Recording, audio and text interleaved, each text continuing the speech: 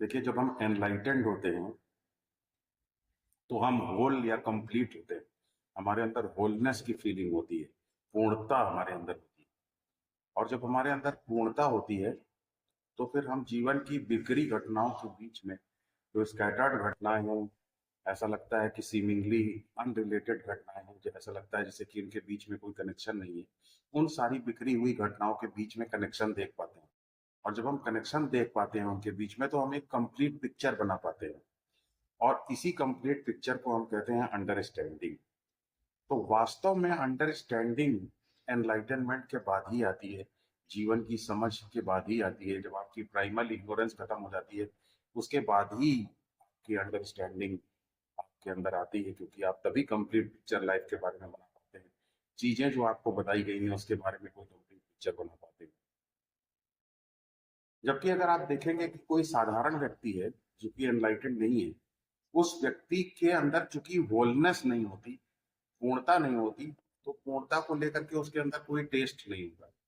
और जब पूर्णता का स्वाद उसने चखा नहीं है, तो वो उसके पास कुछ भी कंपैरिजन कंट्रास्ट करने के लिए नहीं होता। तो इसके फलस्वरूप जीवन की बिखरी घटनाओं के बीच में, जीवन की बिखरी बातों के बीच में वो कोई कनेक्शन नहीं देख पाता। और चूंकि वो कनेक्शन नहीं देख पाता है, इसलिए वो कोई एक अंडरस्टैंडिंग नहीं डेवलप कर पाता, कोई ऑर्गेनिक पिक्चर नहीं डेवलप कर पाता। और इस प्रकार कंप्लीट पिक्चर ना देने के कारण उसके अंदर अंडरस्टैंडिंग नहीं पैदा हो पाती है। और जब हमारे अंदर अंडरस्टैंडिंग नहीं पैदा हो पाती है, तो फिर हम चीजों को समझ नहीं पाते हैं, हालांकि वो बार बार हमें बताई जाती है। बार बार उनके बीच में कनेक्शन हमको टीचर बताता है, लेकिन हम उनके बीच में कनेक्शन देख नहीं पाते। जब मैं पहले, मुझे जीवन के बारे में ज्ञान प्राप्त नहीं था, तो पहले जो मैं किताबें पढ़ता था, उस वक्त किताबें पढ़ने में और आज किताबें पढ़ने में बड़ा अंतर मैं महसूस करता हूँ। आज मैं किताब के जो घटनाएं हैं उनके बीच में एक कोरिलेशन देख पाता हूँ, एक कनेक्शन देख पाता हूँ, एक पूर्णता देख पाता हूँ, समझ पैदा कर पाता हूँ। लेकिन पहले मैं ऐसा नहीं कर पाता था। लेकिन मुझे ये गलतफहमी पहले रहती थी कि मैं समझ रहा हूँ। तो समझ का भ्रम रहता है, एनलाइटनमेंट के पहले समझ नहीं रहती। समझ का विकास एनलाइटनमेंट के बाद ही होता है। तो इससे हमें क्या पता चलता है? इससे हमें ये पता चलता है कि जब हमें कोई बात बताई जाए तो हमें सबसे पहले अपना ये भ्रम छोड़ना होगा कि हम समझ सकते हैं, हम समझ पाते हैं। क्योंकि अंडरस्टैंडिंग एक बहुत बड़ा भ्रम है। जब तक आदमी एनलाइटेड नहीं होता, उसकी अंडरस्टैंडिंग की क्षमता उसके अंदर नहीं होती है। तो लेकिन फिर भी ये इल्यूजन रहता है कि उसके अंदर अंडरस्टैंडिंग है।